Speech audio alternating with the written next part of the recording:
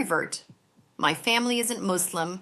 When Ramadan came around and we all gathered for my granddad's birthday, I could already feel it, the curiosity, the confusion, the questions that always come. Within minutes, I heard it. Not even water? I smiled. No, not even water. What time can you break your fast? I told them the time. It felt normal, manageable. Then my dad so casually said, "So after that time, you'll be able to have a vodka Coke, won't you?" I froze. I thought he was joking. He wasn't. He genuinely didn't know. "No," I said softly.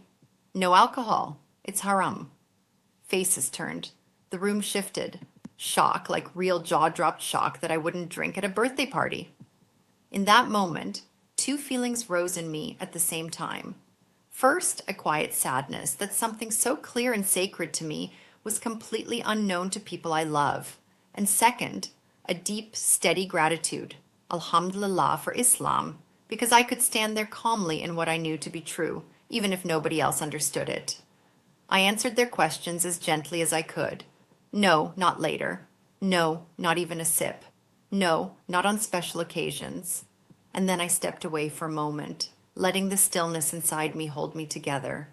That night stayed with me. It wasn't only about alcohol, it was about what we let into our lives without ever questioning it. It made me look at other things I had always allowed in without thinking, like music. If you're Muslim, I hope you hear this with an open heart. If you're not, maybe it's still something your soul needs. Islam prohibits music. Nasheeds are different. No instruments, just voice. But the music most of us grow up with, the constant soundtrack of our days, I couldn't treat it like nothing anymore. I grew up a musician. That doesn't evaporate because I say a sentence out loud. Music was how I breathed. Every morning before work, I'd put it on. While I got ready, it played. While I ate, it filled the room. When I left the house, it was in my ears. I truly believed there was nothing wrong with it. It felt as ordinary as brushing my teeth or checking my phone. I didn't understand the prohibition. I argued with myself. It's just art. It's just sound. I control it. It doesn't control me.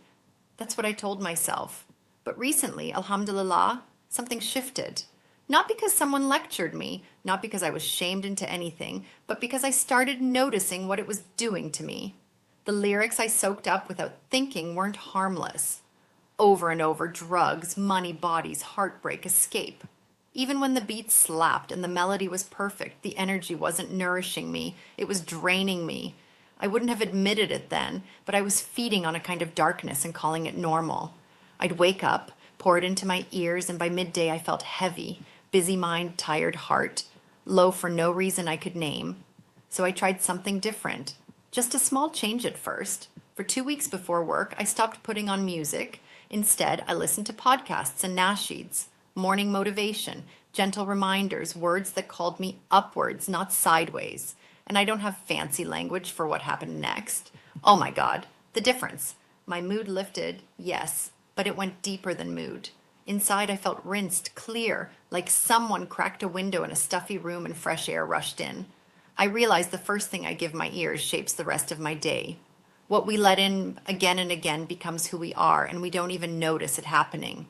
When you wake up to a voice telling you to chase emptiness, to numb what's real, to glamorize what breaks the soul, it settles into you, it hangs there. Even if you smile, even if your day looks fine, a weight clings to your chest. When I replaced that with reminders of purpose, of God, of goodness, my day stood up straighter. My mind softened, my heart felt held. After work, I did the same.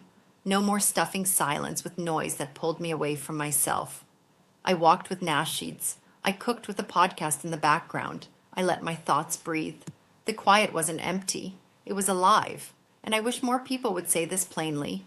It's not about rules for the sake of rules. It's about what happens to your soul when you stop feeding a hunger that never ends and start nourishing what was created to be full.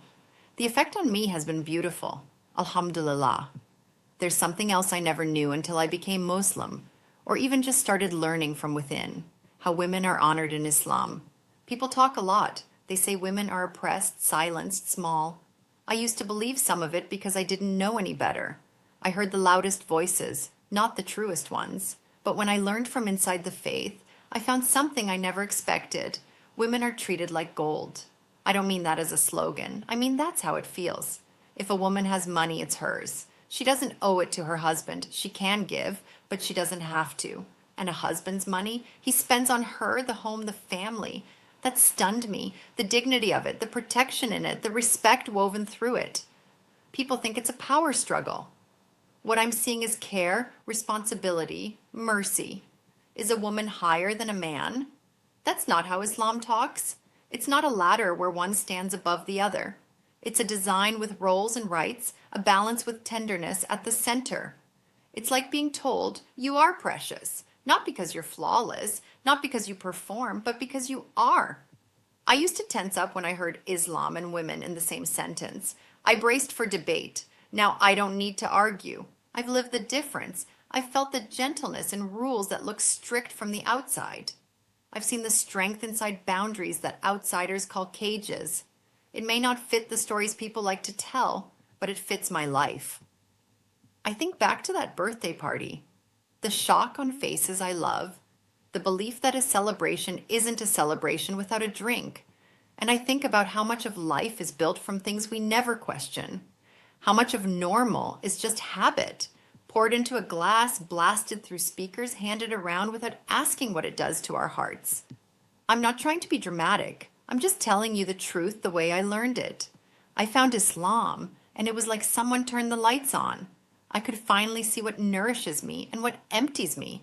Not because I became better than anyone, God knows I didn't, but because I finally had a way to measure that wasn't built on whatever everyone else was doing. So yes, I'm the girl at the party who won't drink, not even after sunset. I'm the musician who turned the volume down and found peace in a different kind of song.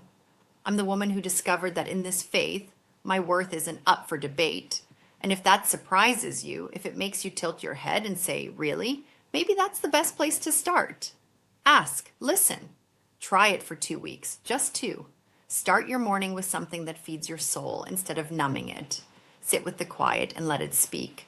Learn from a source that isn't trying to sell you a lie about who you are. And if you're anything like me, one day you might wake up lighter, cleaner, braver. You might look at the same world and realize you're finally living in it differently.